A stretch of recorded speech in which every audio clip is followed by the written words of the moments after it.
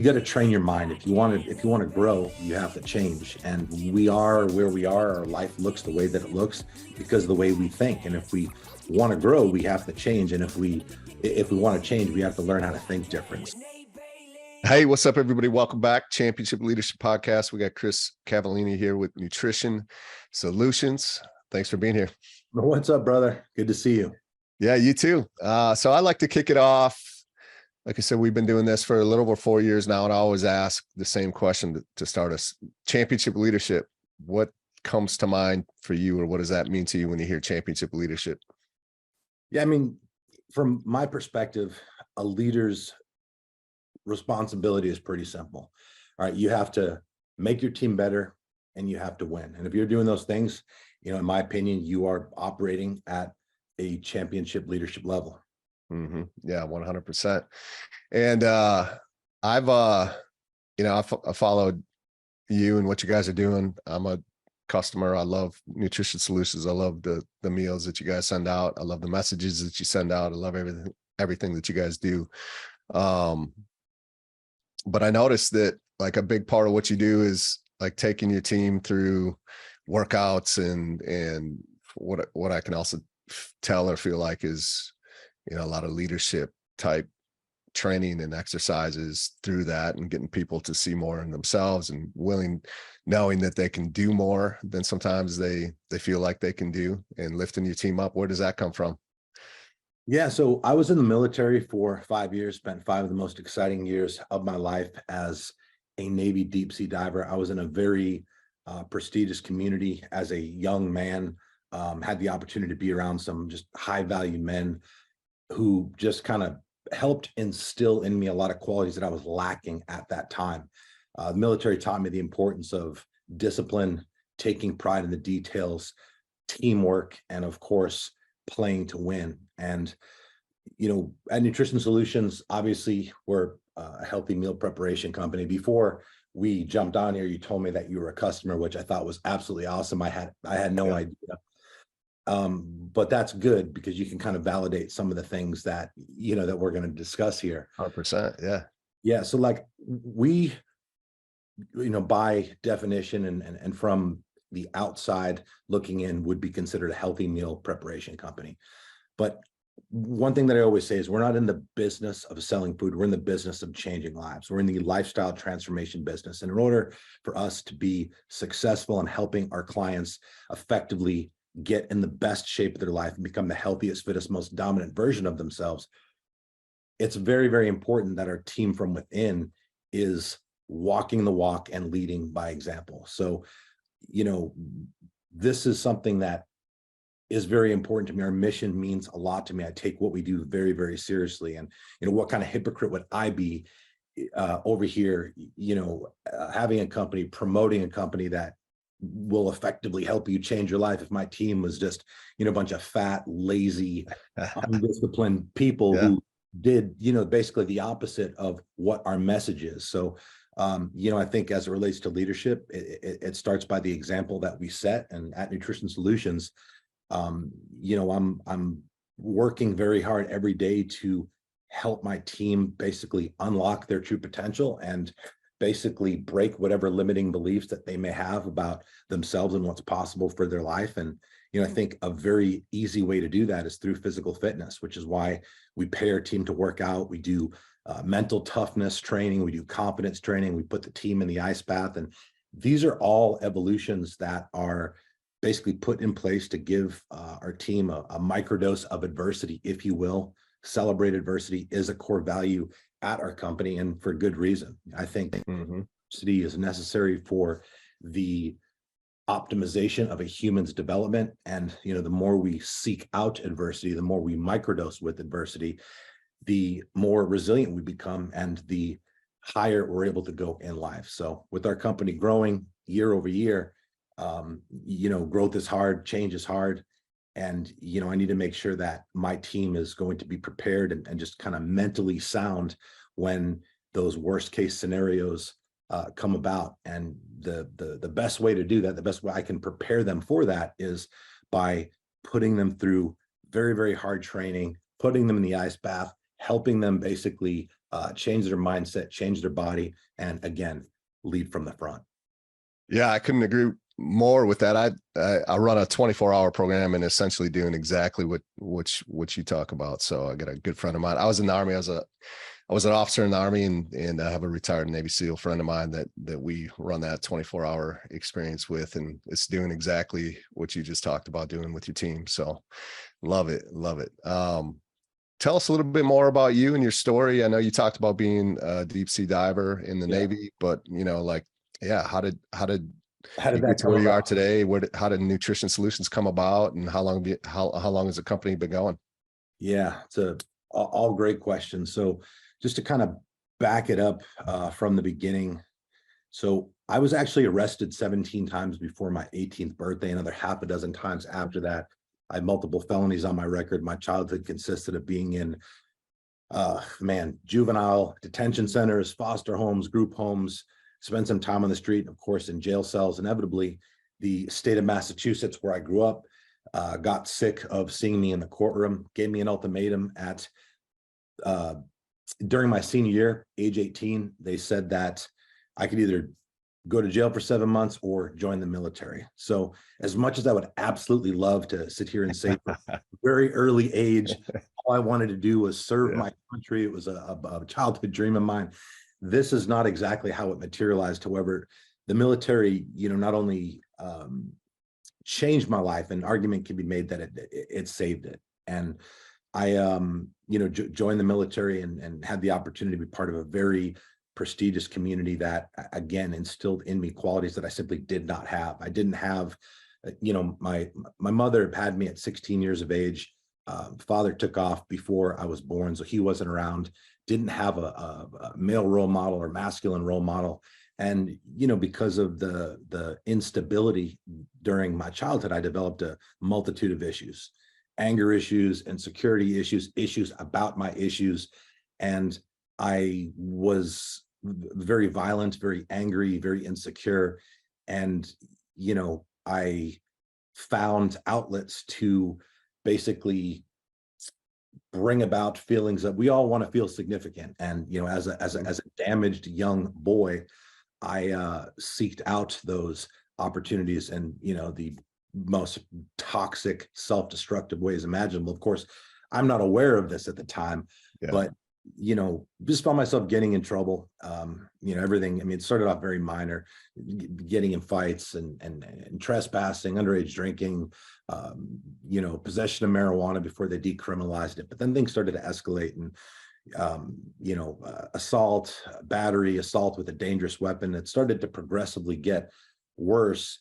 And, thank God the state of Massachusetts gave me this, ultimatum, and good on them. At the time, obviously, I thought they were the enemy, and I thought that they were picking on me again, just unaware young boy. But the reality of it is the people that were dealing with my court cases, they recognized that my upbringing certainly had a significant influence in the shape my life was taking. And giving me that ultimatum was the absolute best thing that could have ever happened to me, because the military changed a lot of things about me, and instilled in me very important qualities that to this day are just staples of who I am to my core, and gave me training that I then applied into my business later in life.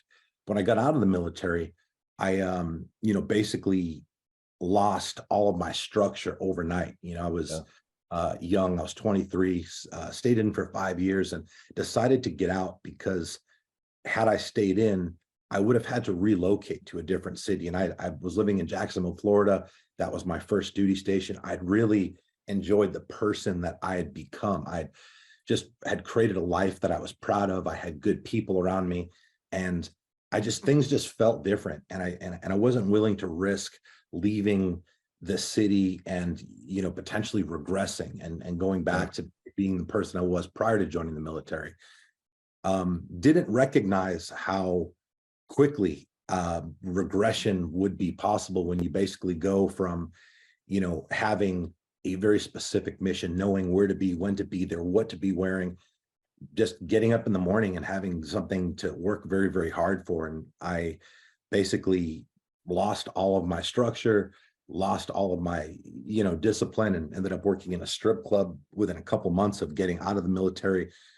Did that for a while and just recognized that atmosphere was not ideal for someone like me. I was, getting in fights with customers. I had a very short temper, very insecure. Again, still, sort of drinking at work to kind of make the landscape of the job more tolerable. And I'm drinking and I'm messing with the girls. And it was just a lifestyle that just, as a young man, there were certain elements of it that were cool. And, we could tell stories maybe when we have a drink, but it wasn't conducive to the general prosperity of my life. So I decided to make the executive decision after working in the strip club for a couple of years to quit, and subsequently transitioned into becoming a drug dealer.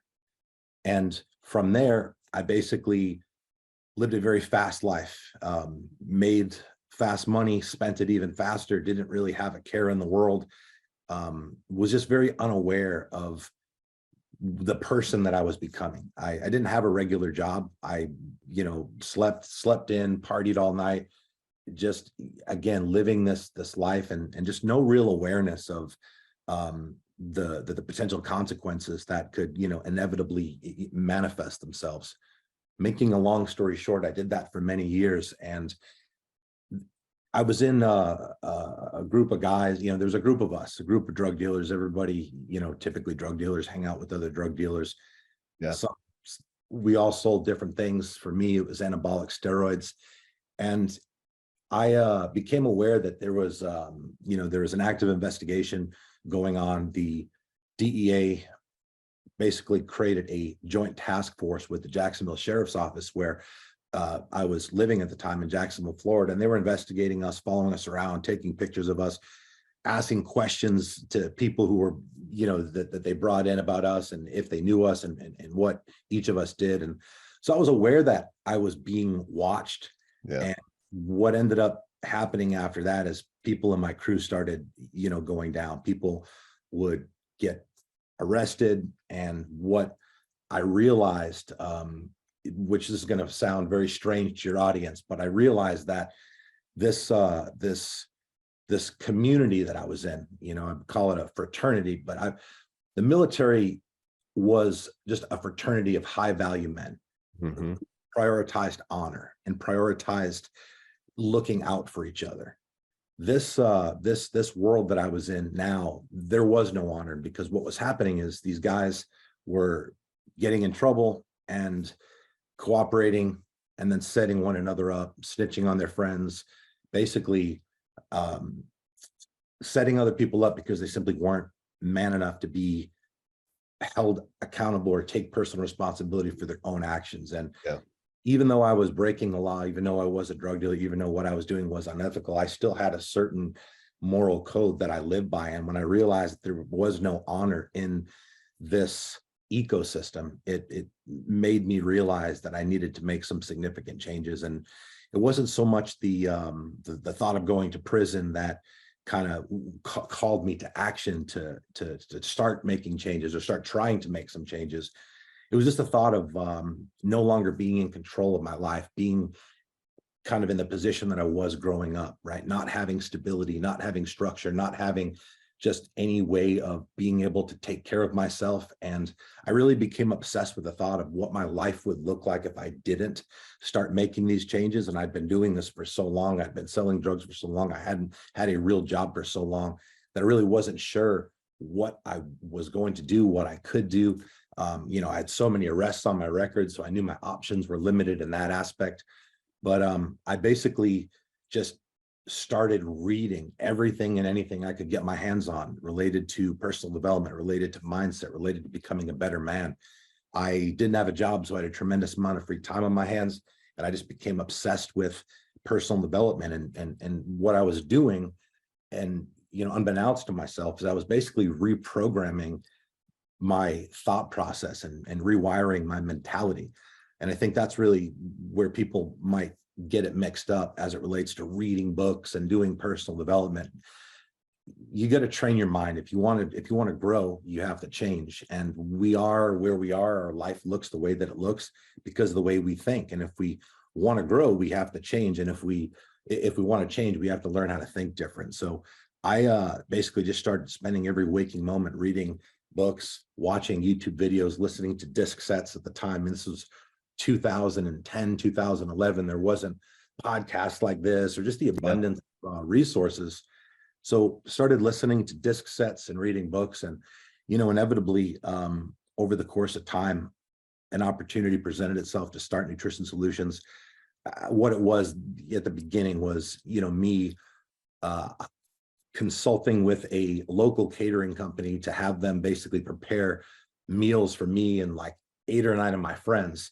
And it was not a legitimate business. I didn't have any insurance. I didn't have anybody taking credit cards. Nothing about it was legit, but it was the beginning of me starting to segue and transition out of my former life. And there was some carryover, some crossover, but I would say after about 18 months, I was able to finally walk away from my previous life and start on this journey with Nutrition Solutions. Wow, love it. Yeah, so I mean, that's like that time frame.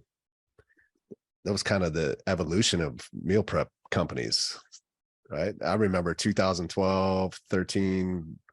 I owned a CrossFit gym for a short time, and I just remember hearing, locally people starting to do that type of service and thinking that was a pretty interesting idea. And that was before, some of these big companies came about like yourself. And obviously we were local. We started off. Yeah, right. Very, very local. I mean, yeah. nine customers, if that. But you're definitely ahead of the curve there. It feels like what's that journey been like to get to where you are today? And what's, I think when I always talk about championship leadership, vision is always a huge part of that. If I'm a football guy, Bill Belichick or Nick Saban, these guys that continue to show up at the top, like they're competing against the best, and they've always find a way to continue to stay at the top level, right? So how do they do that? I think a big part of that is they just see things differently. They have a different vision that other people can't see, and they have the courage to take action on it. So what was that vision that helped to catapult you to where you are today and to where you are looking to go? Yeah. So in 2011 is when I started the company, and in 2000 and, ended 2012 is when I effectively transitioned away from my former life. And I would say, for the first 4 years was a struggle. I didn't have any business experience. I don't know food. And at the time, I really didn't even know nutrition. Yeah. I was in pretty good shape. Yeah. So, which I suppose gave me a bit of credibility in my own mind. But I was very much learning as I go, as I am now. I mean, I'm still learning as I go. And at that time, I was just kind of relieved to, no longer be living the life that I was. And I didn't have that just soul crushing anxiety that, I might go to bed tonight and my door might be kicked in the middle of the night. So I was quite proud of myself for, even though I wasn't doing well financially, I just started a business. And in the beginning, it is very tough. I wasn't killing it by any means, but I was making an honest living, and that felt good, because for many years I was not. And I had a hard time in the beginning because I couldn't quite make the connection between how I was going to go from where I was to where I wanted to be. And I didn't have any passion towards the business whatsoever. I didn't like I didn't like the idea of selling food, and I didn't like the idea of having to learn about how to negotiate food cost. Like, these aren't things that really just lit my soul on fire. And my perspective was completely different than, inevitably what it became. But in 2015, it was a pretty tough year. The company wasn't doing amazing. And, although we weren't doing amazing, I was certainly doing okay. And I was certainly uh, in a better place than when I was selling drugs. Yeah. But I came home one day after a long day out and about, just out networking and meeting people. And this is what I would do. I would go into businesses and I would set up little like talks where I would talk to like a group of car dealers or group of insurance agents, just getting out in the world and giving samples of our product and just getting in front of as many people as possible, telling them about what we do, and more so just giving them a tutorial about what they should be doing to get in shape. And I remember coming home after a day of doing that, and I walk in the front of the complex I was living in at the time, and there were two detectives there to serve a warrant and take me to jail. And they were, in fact, coming to arrest me for crimes that I'd committed 3 years prior.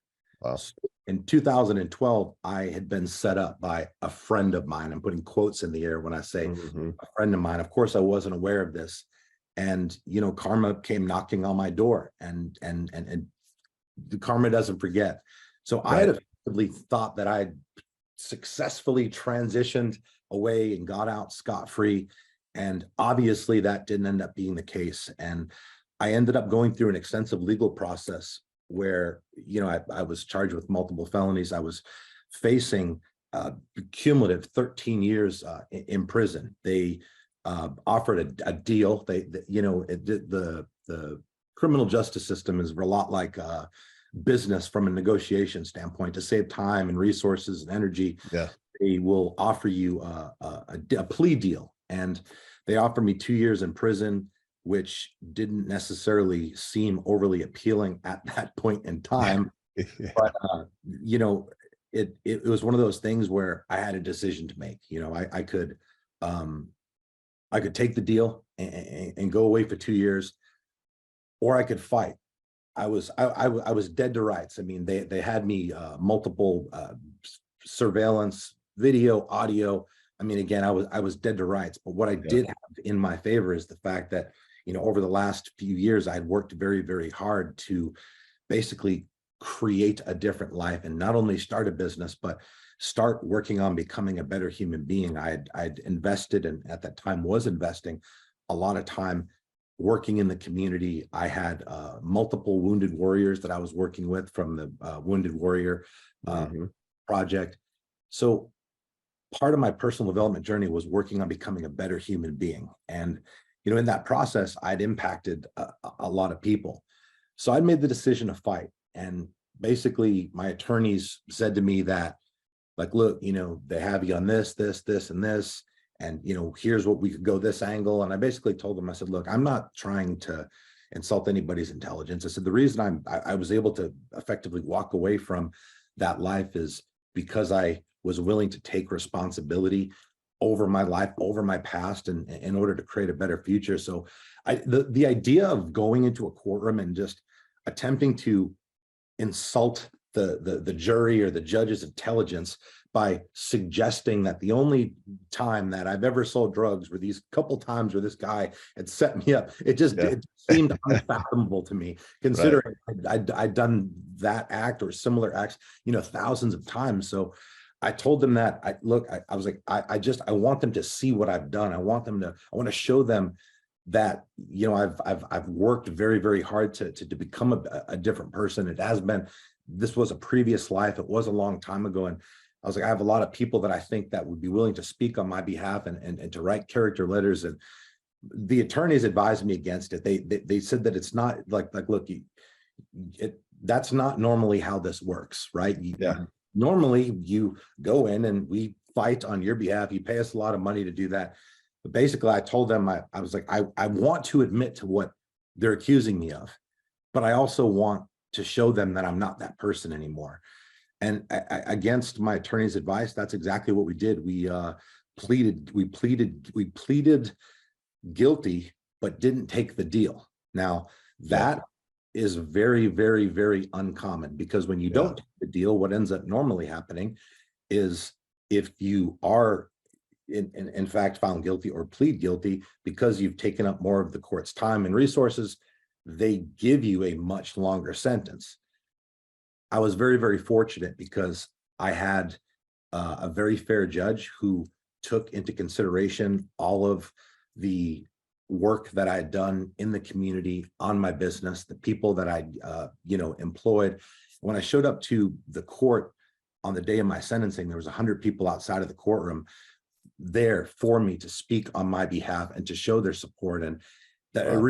it really meant a lot. And in a Yeah. shocking turn of events, I mean, I quite literally prepared myself to walk into that courtroom and not walk out on my own free will and free accord. And in a very shocking, dramatic turn of events, the universe had a different plan for me. And the reason why this is important is when I walked out of the courtroom that day, I realized that I was now on borrowed time.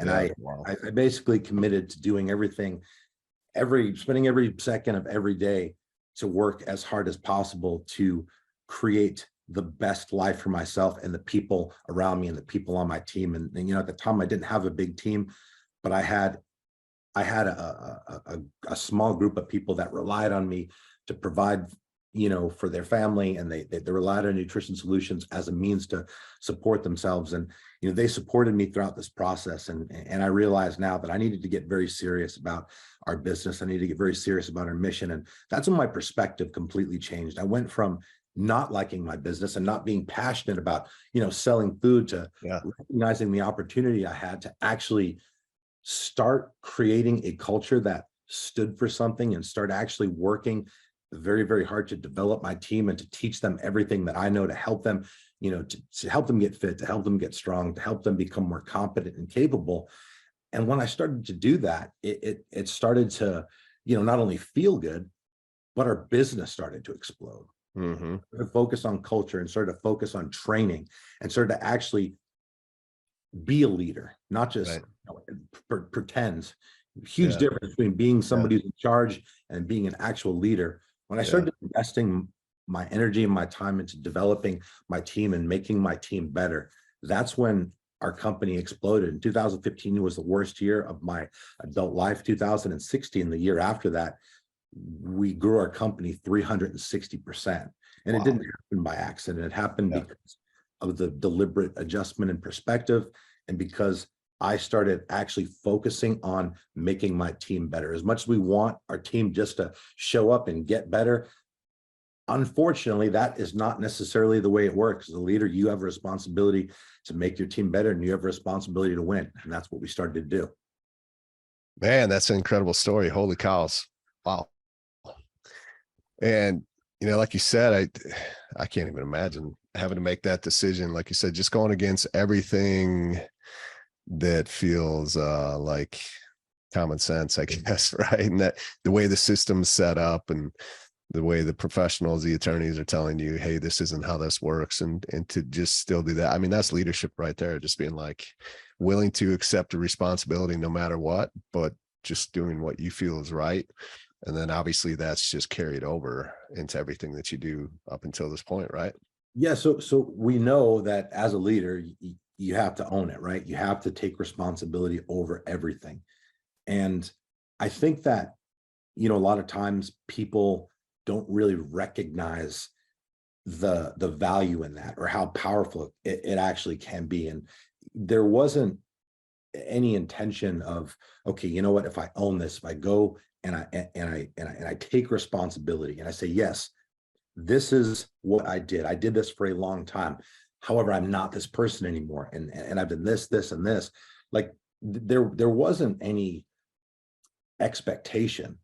It was just the right thing to do. And as a leader, taking responsibility and taking ownership and owning it all, owning your outcomes, owning your team's outcomes, it's the right thing to do. And oftentimes when you do the right thing, things tend to work out a hell of a lot better than you think, even when it's difficult. And even when it's difficult to take responsibility and to own the outcomes that you're not necessarily proud of, it is absolutely the right thing to do. And a lot of people hesitate because they think they're going to lose respect when they acknowledge the fact that they fucked up or fell short or completely dropped the ball. But the reality is the opposite is true. Yeah. You have the Well, there's, humility. yeah, a lot of people could talk about owning it and taking responsibility. And then there's what you did, which was like 100%, like, I mean, And there's then that no was higher definition of of it than what you did. and that was the interesting thing. Again, there was no, it was like, okay, I'm going to do this and this is going to happen. It just intuitively seemed like it was the right thing to do. And I quite literally walked into a courtroom that day thinking that I was going to be taken to jail and then sent to prison. Yeah. And when that didn't happen, because I took responsibility, because I took ownership in that dynamic, it really helped just kind of forge a whole new paradigm of belief around personal responsibility and taking ownership. It's a very, very powerful concept. And as a leader, you absolutely have to understand that if your team is not performing the way that you want them to perform, if you are not getting the results that you want to get, like, it all comes back to you. It is a direct result of something that you're doing or not doing. You could sit there and say that, well, this person isn't doing this, and I've told them X amount of times, and I've given them this many chances. Well, look, if you're still giving them the chance, if they're still in the position, then that's on you, right? Yeah. If somebody's performance is substandard, you need to fix that. If somebody's performance continues to be substandard, despite coaching, despite, training, despite you giving them whatever resources that they need to succeed, then you have to get rid of that person, because by not doing so, you're failing the rest of the team and you're failing your clients, customers, and yourself at the end of the day. Yeah. I had no idea what your story or background was, but I mean, it's very obvious to me now, like, why I'm a customer of yours and why you are where you are today. Obviously, it all goes back to your story. And I mean, how could you not work with and for someone like yourself that lived that example of what leadership is and creating the culture around that that can't just, like, there's no lucky success stories. And so it's just obvious, very clear why you guys are at where you're at and what the trajectory that you're on because of that decision you made. So that's incredible. Love it. I don't know if you know this, but we actually at Nutrition Solutions, we proudly employ convicted felons. I did not know that. That's awesome. That's incredible. Convicted felons, people who have, obviously been in prison, people who have struggled with substances in the past. Obviously, when I say we proudly employ convicted felons, there are certain parameters Sure. and not negotiables. Obviously, if there was ever anybody who did anything that involved hurting a child or an animal or, some unspeakable shit like that, this is not in the paradigm of things we would ever entertain. Right. But what type of hypocrite would I be with my past and what I've been through if, I wasn't willing to give people an opportunity that they otherwise wouldn't get somewhere else. And because of the way our culture is set up, because we have an ecosystem that is geared around personal development, accountability, and basically giving the team the structure to create the tools, the mindset, the physical strength, the mental strength to, become the best version of themselves, it actually tends to work out more often than not. And some of my top performing people, some of my best people, some of my most reliable people are actually convicted felons. Mm-hmm. Yeah, because sometimes when people get a taste of the bottom, when you've been to the bottom, hit rock bottom, you've been to that place, you understand what that's like, and oftentimes you're willing to do whatever it takes to never return there. So with the right structure, the right guidance, the right tools, the right leadership, people who have been through some shit, people who have had a checkered past, been in prison, are convicted felons, as it were, they can actually be some of your most powerful assets. Yeah, absolutely. So you come out, you got that new lease on life, and is that essentially where that's the shift where it's like, all right, we're not a nutrition company, like we're here to make real change and transformation, not only in the people's lives in the company, but also, for our clients, right? Yeah. And before that, I was also, I was focused on just trying to make as much money as possible, and which was quite interesting because by just focusing on trying to make money, I found myself not making any. Right. Yeah. I was always financially Yeah. struggling. And when I started to focus on culture and I started to focus on just being good, right? Having a really good product, having really good service, having a really good team, having just all of the things that were within our immediate control, just be the absolute best that they could be, with not even thinking consciously about the money. That's when the money started to show up. And that's when the money started to show up in abundance. And that's when we really kind of hit our stride. And once I started to focus on these things, that is when I essentially developed a passion towards my business. Yeah. People talk all the time about passion, and you have to be passionate about, what you do and chase your passion and live it, whatever. The thing about passion is it absolutely can be developed, but it has to be developed through you developing your own mindset and mentality and working on your own personal development. I developed a passion towards building a team and building a culture and creating a mission that served a higher purpose, and Yeah. creating a ecosystem where we have the opportunity every day to come in and get paid to help other people change their life. And every day we start off the day with 90 seconds of gratitude, and then we share a win, and that win is shared with the entire team, and that is either a customer testimonial, a transformation, just some positive feedback that we've gotten from our clients, because we want our team to understand what the mission actually is, because obviously the work that's in front of them every day, right? Some of them are preparing the food, some of them are preparing the orders, doing the quality assurance, packaging the orders to sustain a transit across the country, talking to the clients on the phone, signing people up, etc.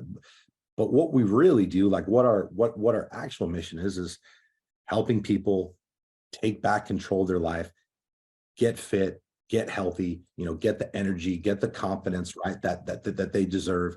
And we want our team to understand that make the connection between the work that they do and the results that it's having in the outside world. And by doing so, this gives them a greater sense of purpose. It gives them a greater sense of pride in the work that is in front of them every day. And again, this is the leadership 101. Like, people have to understand the why. They have to understand why what they're doing is important and the impact that it's having outside of what's directly in front of them.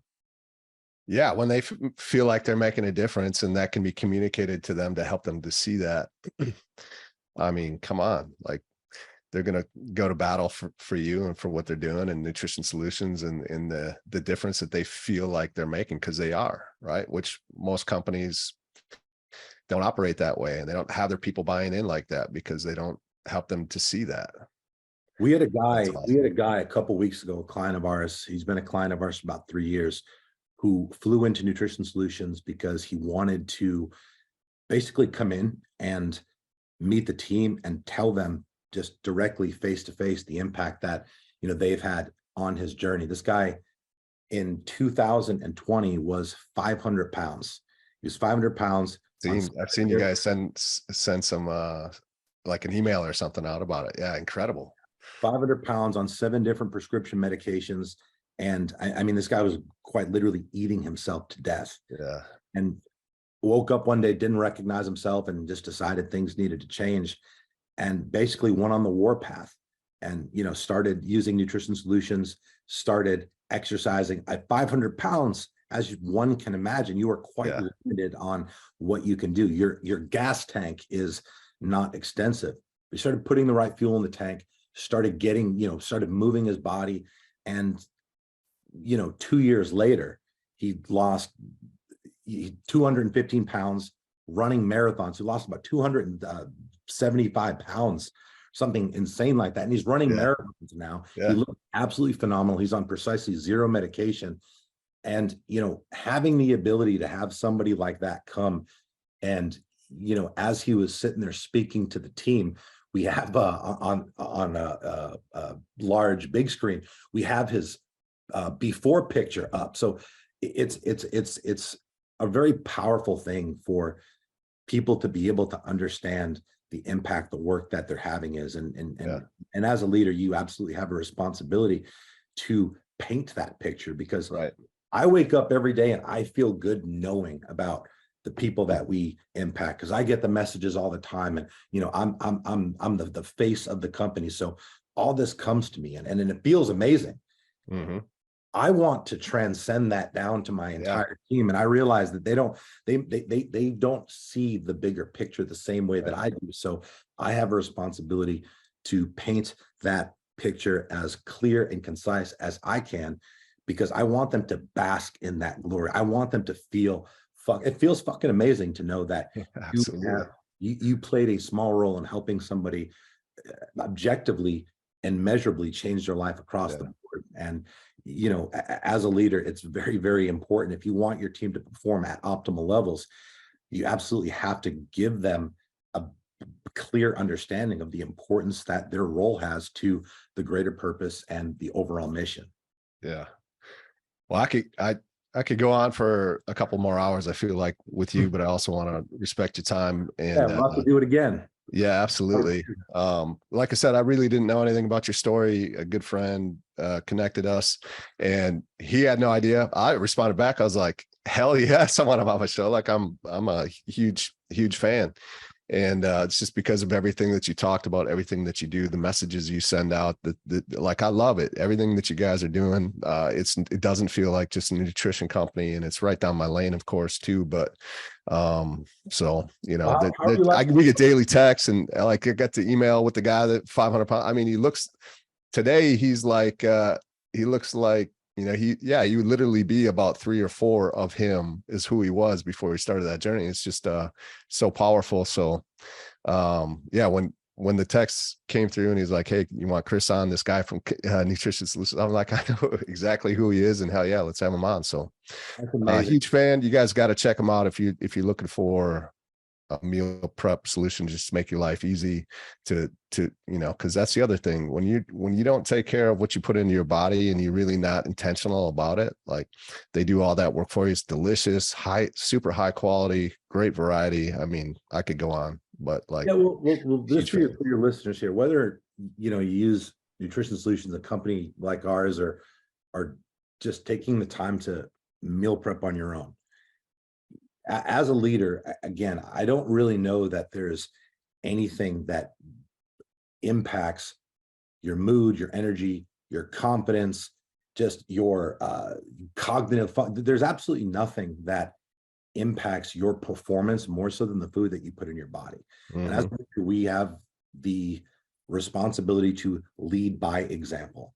And again, the best leaders that I know, and you can correct me if I'm wrong from your perspective, your experience, the best leaders that I know are healthy and are fit. 100%. They make Yeah. fitness non-negotiable, because fitness is it's a kind of a gateway to self-discipline in every other area of life. The process of fitness, you understand the very real, very direct connection between hard work, discipline, and consistency. When you work hard and are disciplined consistently over the long term, you are able to experience success with your fitness. And throughout that process, you also develop an association with that same process being directed towards any other area of your life will manifest the same results. Yeah. This is the best way to be able to instill within yourself the very real, very direct connection between what happens when you work hard and you're disciplined and you stay consistent. And Yeah. through that process, you then realize, oh, okay, well, I can now do this towards my business. I now can do this towards my team. I can now direct the same process towards my relationships and my family. But it starts with fitness, because you can't be lazy. You can't be lethargic. You can't, if you are not the most confident version of you as a leader, you're going to have a very hard time getting buy-in from your people. You're going to have a very Yeah. hard time, having people take you seriously. Mhm. You got to be sharp. You got to be confident. Not to say you have to be ready for the cover of Men's Fitness or whatever, but you have to prioritize your health, because without it, without the optimal levels of energy, it's just not going to be possible for you to lead at even half the capacity of which you're capable of otherwise. Yeah. That's a full episode right there for sure. And totally agree with that. As we wrap this up, is there anything that you'd like to leave with the listener before we sign off? Yeah, I just think that people should recognize that they don't have time. There's this narrative that is out there that you have time to, it's like you don't have time. You're competing. Life is actually just, it's almost like a more just civilized version of war, right? Because you're going to compete for everything. You're going to compete for the customer. You're going to compete for the market share. You're going to compete for the talent.